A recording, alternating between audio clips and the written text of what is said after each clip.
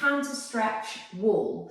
For counter stretch wall, you are going to need a wall, and this is a whole body exercise. So to start with, we're all going to pop our hands on the wall in front of us like this. They're going to be around about shoulder width apart, not too much wider than that. And they're going to be way higher than your ego wants them to be the first time that you do this exercise. So have the hands high because we're really going to focus on our pelvis next. We're doing our hip width apart and parallel foot alignment. So we're watching that the toes aren't turning out to the side. If in doubt, you're being a little bit pigeon-toed. And what you're doing, and this is a little bit Goldilocks, when you haven't done this exercise before, you won't quite know how far away from the wall that you need to be. We're going to roll our pelvis forwards so that we create an arch in our lower back. We're going to push into our hands to straighten our arms, and we're going to stand in a position like this. So can you see here how my ankles, my knees and my hips are stacked on top of each other? So my pelvis isn't kind of coming forwards, but nor is it coming behind the ankles. With my pelvis, you can see how I have that arch in my lower back. I'm not doing this. So this is where I say don't take your hands too low, because if you take your hands too low and you don't have pelvic mobility, you're going to be in a posterior pelvic tilt and you're never going to stretch off your hamstring. So this is going to feel like quite a strong hamstring stretch when you're doing it properly. So my best cues for this one is we're going to bend, as I say, keep the hands high. You're going to spread your fingers really nice and wide apart from one another, and you're going to push into your hands. So the hands act as if you're doing like a handstand or something. Bending into your knees, roll your pelvis up. The bending in your knees is going to help you feel that tailbone lift up towards the sky as it rolls anteriorly. You're going to squeeze your quads, your front thighs, to try and straighten your knees. But you're only straightening your knees as much as your pelvis staying anterior allows. So if you do this, you won't feel anything, it will feel really easy. And what I want you to do is either keep your knees bent to focus on the pelvic roll, or take your hands a little bit higher because it will make it easier to get that kind of arch in the lower back, okay?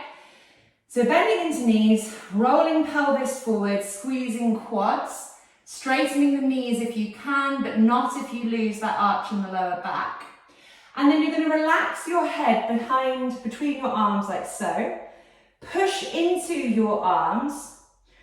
And you're going to try and also then pull your shoulder blades down away from your ears. So we're not doing this with the shoulders up round the ears. We're trying to pull them back and down away from the ears like we did in floor block. Over time, as you become more functional, you'll be able to do this kind of full hip hinge position here. But can you see how I'm not compromising that lifting up of the tailbone and the arch in my lower back to get there? We need to stay as high as we need to be in order to prioritize that pelvic position. It's going to really change and wake up your legs and balance your pelvis, and it's going to help you get more movement through your spine as well. One last thing before we start, and I run you through the cues quickly again. Someone like me, I'm quite mobile in my kind of mid to lower back. So it's really easy for me to kind of collapse into my rib cage without there being much work going on. So if you feel like you're kind of sagging and sinking in the upper body, I want you to think about, without changing the pelvic position, I want you to think about just tucking your rib cage in slightly. So tucking your rib cage in doesn't have to mean rolling the pelvis under. We roll the pelvis forwards, but then for a body like mine, that encourages that kind of like hyperextension of the mid-back. I'm keeping the pelvis still. I tuck the rib cage up so that my back is straight and more active. The pelvis continues to roll forwards as the rib cage tucks in using the abdominals. I push into my hands, straighten my elbows, relax my head, and I'm trying to pull the shoulders down away from the ears. The quads stay tight throughout. Okay? There's a lot of cues there. I'm going to start the timer for 2 minutes. Feel free to just get going. I'll run you through all of the cues once again. And you need to play around slightly with how close or far away you are from the wall. It all depends on the length of your limbs and also how mobile you are. Okay, so 3, 2, 1, 2 minutes here. Hands on the wall, nice and high, spread the fingers wide. Feet are hip width apart, slightly pigeon-toed. Bend the knees, roll the pelvis forwards to create an arch in the lower back. We're putting our pelvis anterior. We're going to squeeze our quads and try and straighten our knees, but we're going to be prepared to keep a little bit of a bend in the knee if straightening the knee means that we tuck our pelvis under. Okay, it's going to feel completely different when you have this active pelvic position.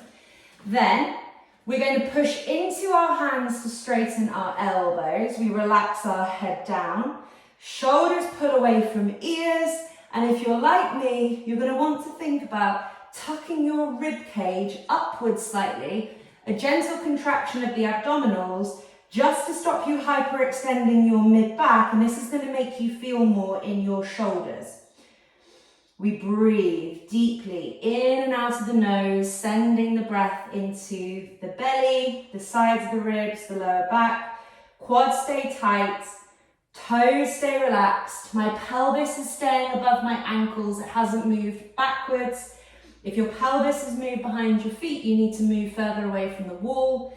My pelvis is rolling forwards anteriorly. I'm not sinking into my rib cage, which I have a tendency to do. I'm drawing the rib cage up, rolling the pelvis forwards, spreading my fingers wide, pushing into my hands, relaxing my head down, and I'm trying to pull my shoulder blades away from my ears as well. Keep breathing. We've got 15 seconds left.